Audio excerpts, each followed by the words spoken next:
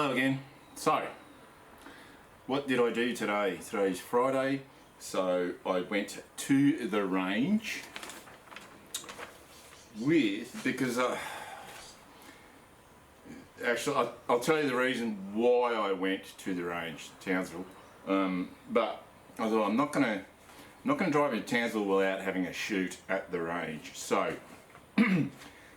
this was an ulterior motive, but still, I went and shot the Swiss K31, which, yeah, having all sorts of a tumultuous time with.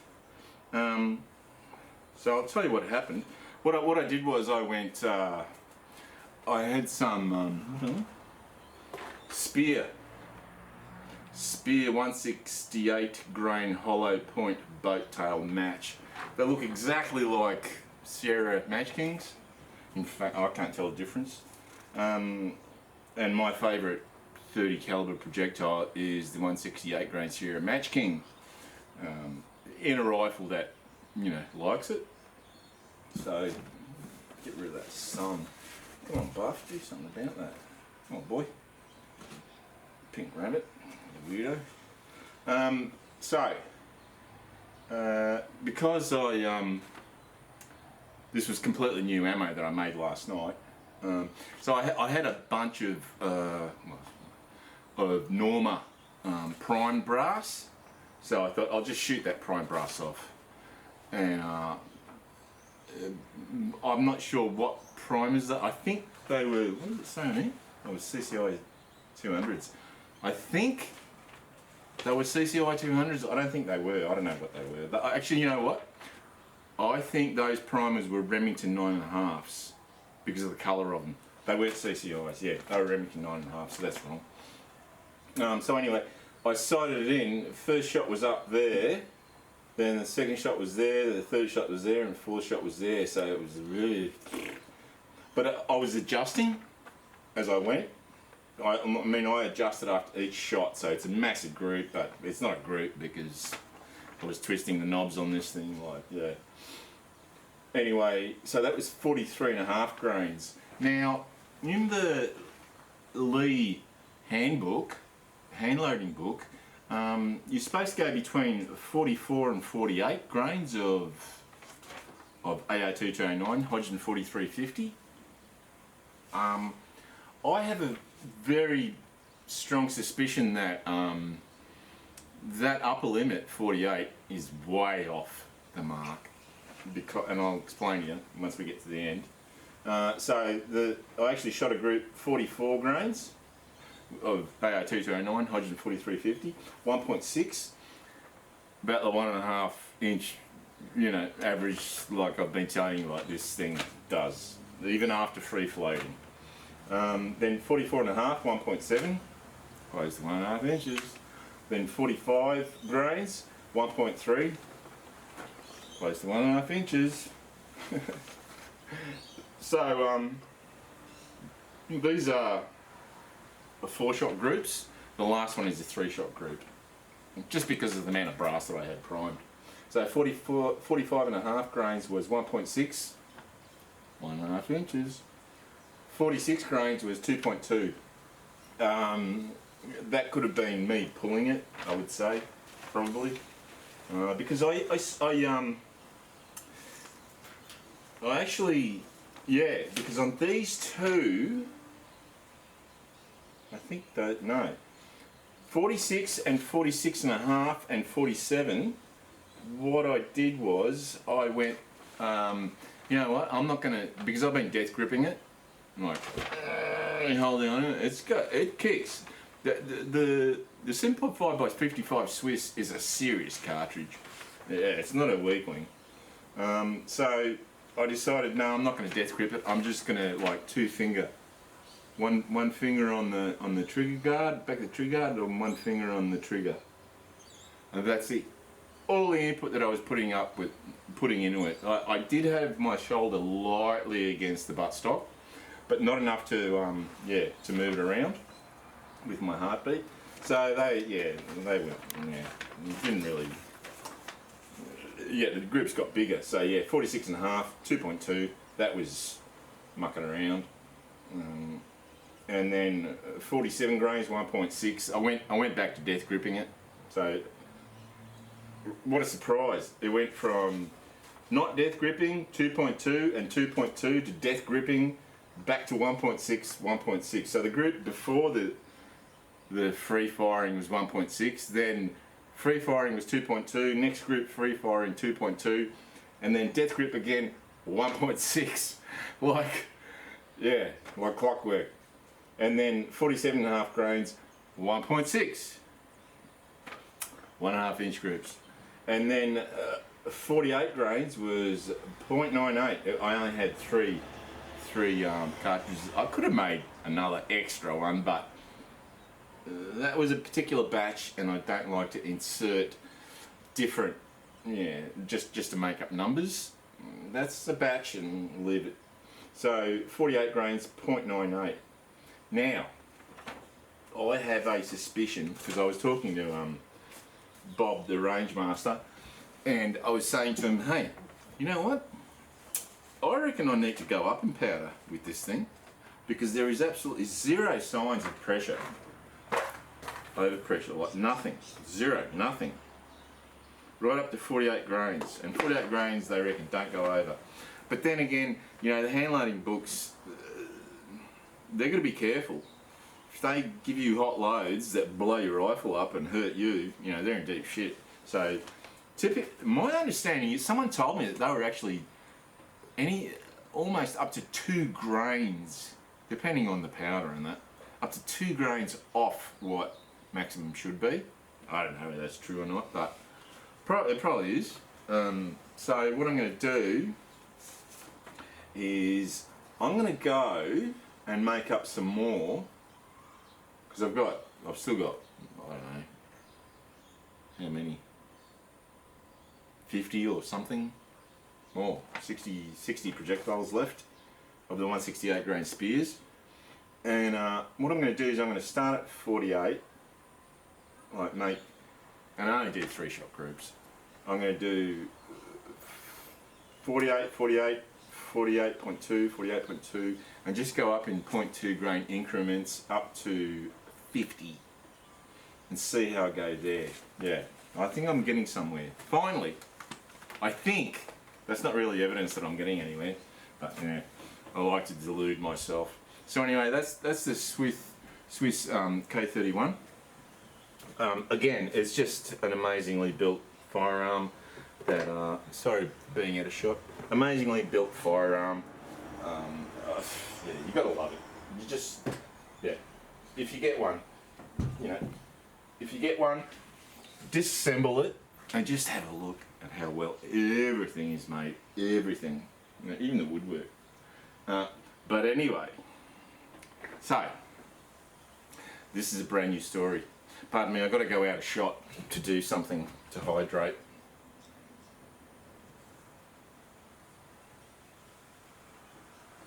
Oh yeah, that's better. Yeah, apparently you're not supposed to do what I've been doing, or so I'm told, and people have criticised me like, not that I give a shit about people criticising me, I can give a rat's ass if you don't like what I do or how I do it. Really, I don't. I had one turkey saying, oh, you need to be better prepared, you should write a script, and I was that close to telling him to but I didn't, because, everyone's entitled to their opinion. But yeah. So anyway, sorry. This video is not meant for kids, so there you go. So anyway, I'll tell you what happened. With the 300 Winchester short mag, 300 WISM, when I applied for that permit, like within a week or less, I got a reply, and the question was, why do you need another one of these? Essentially a 30 caliber. So at that time, I had, let's see, 1, 2, 3, 4 308s, a 30-06, the Swiss, which is a 30 caliber, So 6. Although they don't see the Swiss as a 30 caliber, pardon me, because it's 7.5, which is, I don't know where they got that from. So anyway, they were inquiring, well, why do you need so many of these things? And so my reply, I read you my reply. My reply was, I currently do not own a rifle with similar characteristics. The closest I have is a 30-06, which is not suited for long range hunting. That's what it is. With 300 Winchester short magnum is perfectly suited for long range hunting and is also common with long range target shooters. It is specifically long range hunting that this rifle is intended for. Wait. Hey, bugger off. And where is it? That this rifle is intended for. Not trying to be a smart ass, but making a point. It seems that you are lumping all 30 calibers in the same boat. There is a vast difference between the 300 Winchester short magnum and the other 30 caliber. Bugger off, Floyd. And the other 30 caliber rifles I own. I aim to just take note. I aim to dispose of at least 2 of my current 30 caliber rifles, and this fly is going to die. Go on, where?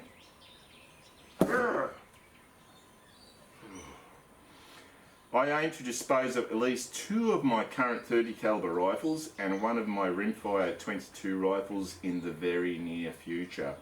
I hope that I may afford your goodwill and that you approve my permit. And they did, like 2 days later. So, and that was 19th of September, so that's not that long ago.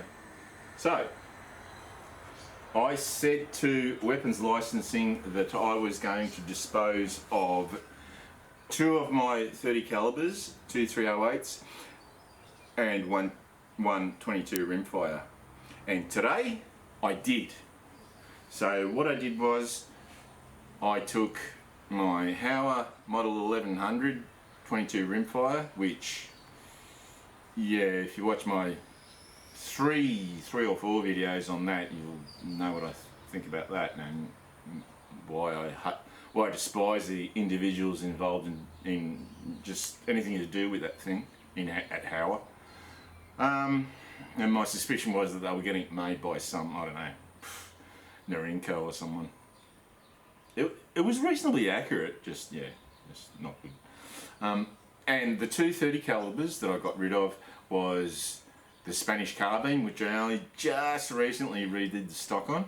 So I got rid of the Spanish carbine because seriously, that thing is just, it's wrong.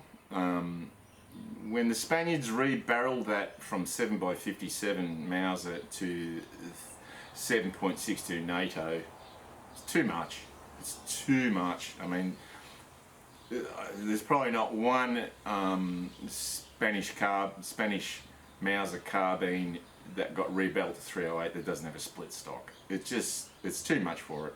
Yeah. And it's only like 16-inch barrel and by God, 20-inch, I can't remember. By golly, that thing is just punishment. Yeah, not good.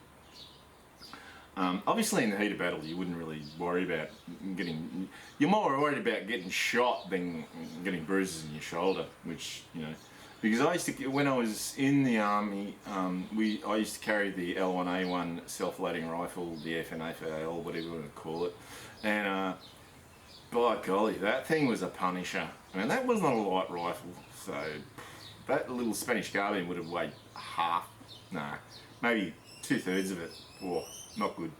So, got rid of the Hauer Model 1100, got rid of the Spanish Mauser 308 carbine, and yay, I got rid of the Artec Prima XP pump action, which, yeah, I don't think much of at all.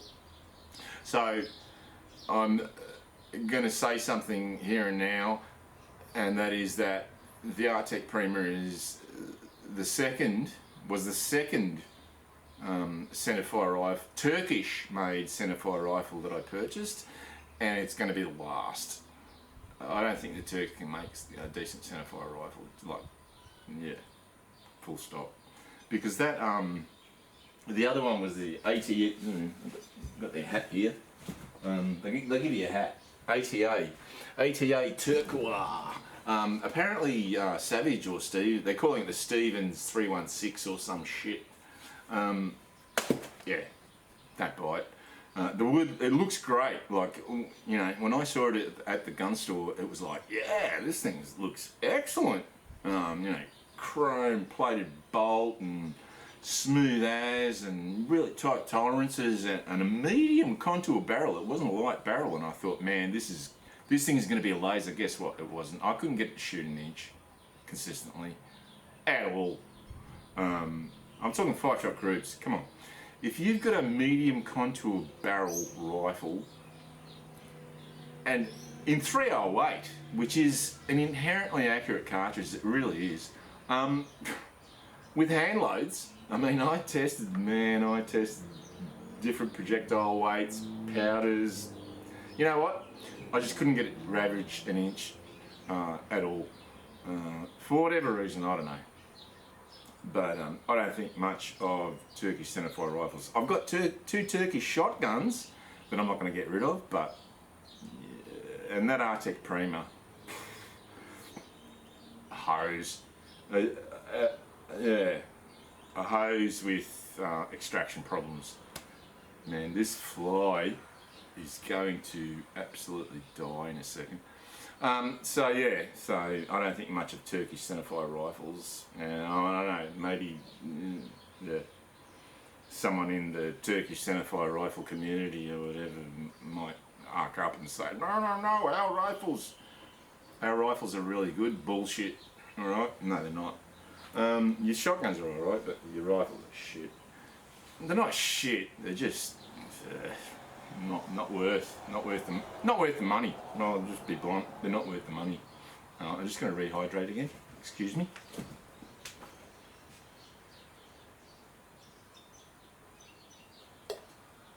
And I'm also going to grab a can of fly spray so I can kill this friggin' fly. Man, this thing's almost empty. This fly. How when you get like there's one fly and there's nothing to eat. There's nothing to drink. Why are you here?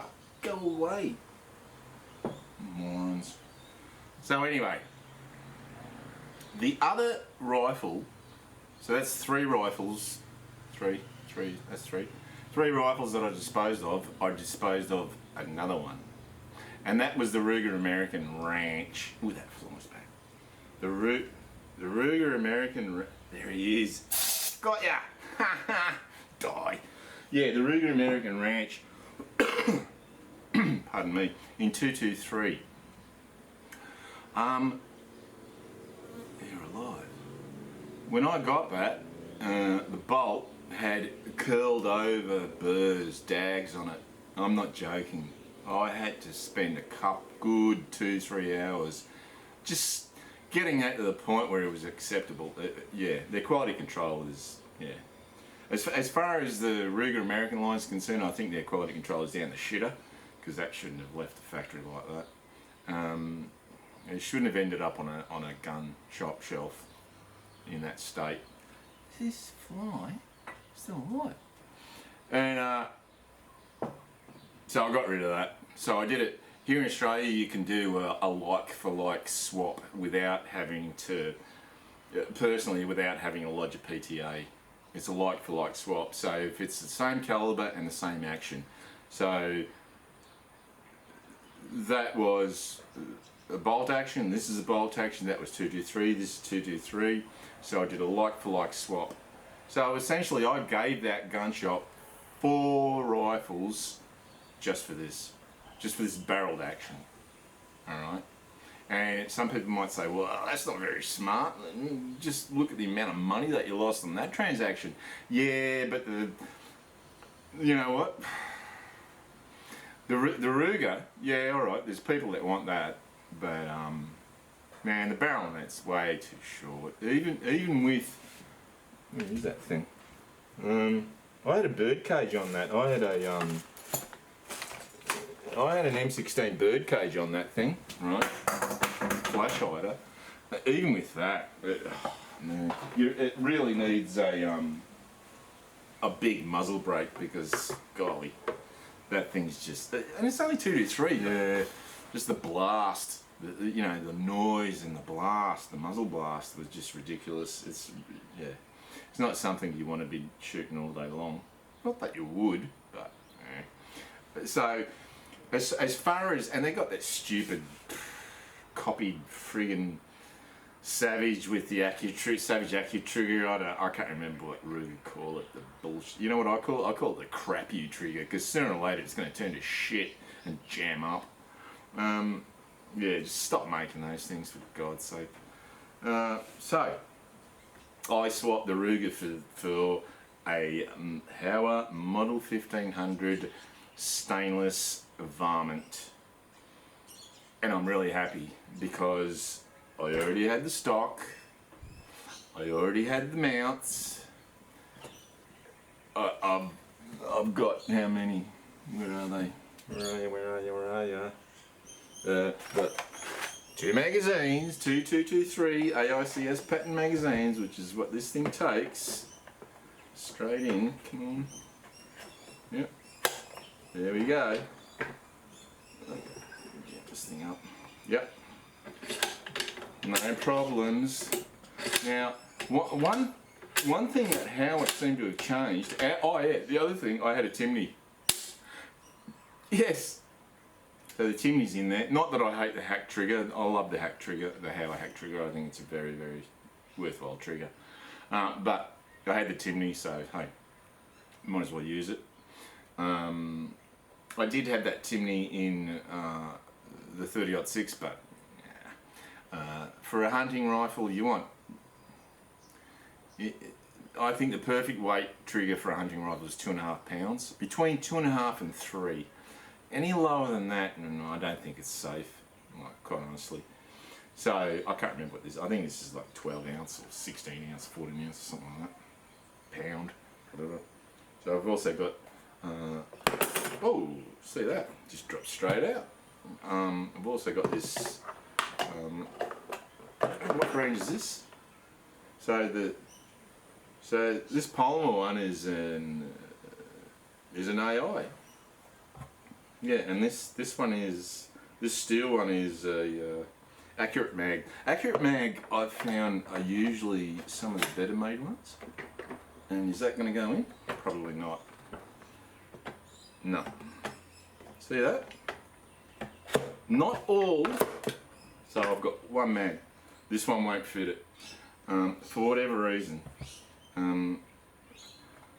AI, if you see the words takes AICS compatible magazines, that should be qualified by takes certain AICS pattern magazines, because you know what? They don't all go in. Oh, yeah, that one doesn't want to go in. What's going on? Oh yeah, no, it's in. There. So if I just push it in, bang, you heard it, clicked in, no problems. Yep. Sweet. So I had everything ready to go for this barreled action, and actually when I went to the gun shop, I spoke to the guy who's Paul, who's the boss. And I told him what I wanted to do, give him 4 guns for this, and he said, look, and I think this is the same with all gun shops at the moment, is that their second-hand inventory is huge. There's a lot of people getting rid of guns, second-hand firearms, rifles, and so they're not all that willing to take second-hand firearms. But considering that I was giving him 4 guns for 1 barreled action, yeah, he could have said, look, we're just not taking second-hand firearms, but because and he said it, because you're such a good customer, and I have been, we'll do it, and yeah, they're going to make their money back, yeah, easy. So, thanks Paul at Hall's Firearms in Townsville. And so, now I've got some ammunition that I made, like, yeah, that was the first, so we're talking like 7-8 years ago. When I first started hand loading, the first centerfire ammunition that I ever produced with 69 grain Sierra Match Kings. Now that, I don't know where the throat is on this, you know, have no idea, but I'm going to try them out because I've got quite a few. Probably going to shoot all of them off. And I've got the ADI 223 stuff. Now, so I'm going to, I don't know, I might go tomorrow. I probably will go tomorrow morning. Oh, I might not, because I want to do, there's a international rimfire bench rest shoot on tomorrow night. I don't want to go there you know, in the morning and then have to hang around for like 4 or 5 hours and just twiddle my thumbs, because yeah, it's going to be rough. So I'm not going to go and shoot this tomorrow. What I'll do is make up figure out where everything is with the chamber, with the throat and everything, you know, take the ejector out and figure it all out, and make some proper ammo for it. And then probably with 69 grain Sierra Match Kings, although I do have some 90 grain projectiles, which, yeah, I don't know how that would go, but you know, I'm going to make a little bit of everything and just see what this thing can handle. But I'm probably not going to do that until Monday, I think, or Sunday. Probably Sunday. What I'll do is, tomorrow night I'll go and shoot the bench rest, the rimfire bench rest. Then Sunday, then come back, and tonight I'll probably make up some ammo for this. Then Sunday, shoot that out, test this out with the ammo that I've made and the old ammo that I've got. And then Monday, after I get an indication of where I am with what this thing prefers, then Monday I'll be able to either affirm, reaffirm, or do more testing with it. So, what have I done?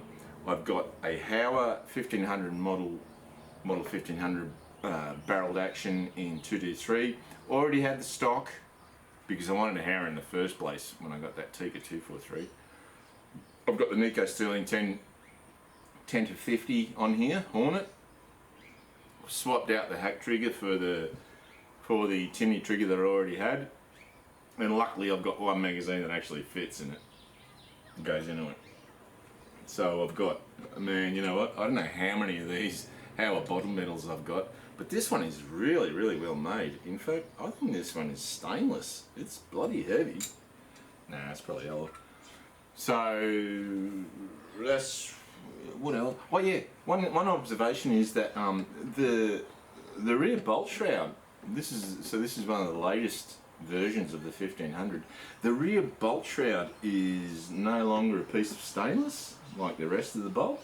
It's a piece of anodized. It looks like a piece of anodized aluminium or alloy, whatever, magnesium, aluminium, whatever. So you'll notice that I've got the sunshade on this thing. Now the reason I put that on there is because I was getting, I don't know if I'm gonna, you know, probably gonna have to shoot off 100 rounds before I get any, what's called mirage off the barrel with this thing, with the 223. But with the 243, yeah, I was experiencing barrel mirage, and hopefully with the sunshade on, that extra 4 inches or whatever it is, it's going to reduce the amount of barrel mirage that I experience. Maybe not. It looks, because in my opinion, these long sunshades look like, you know, but yeah, they obviously have a purpose. So a bit disappointing that I can't use this steel mag, but so be it. I've got an AI mag, Accuracy International mag, that works. She's ready to go. All I have to do is go to the range and start shooting it, and that will be Sunday morning. So I hope I haven't rambled on too much. I think I have. But until then, see you later.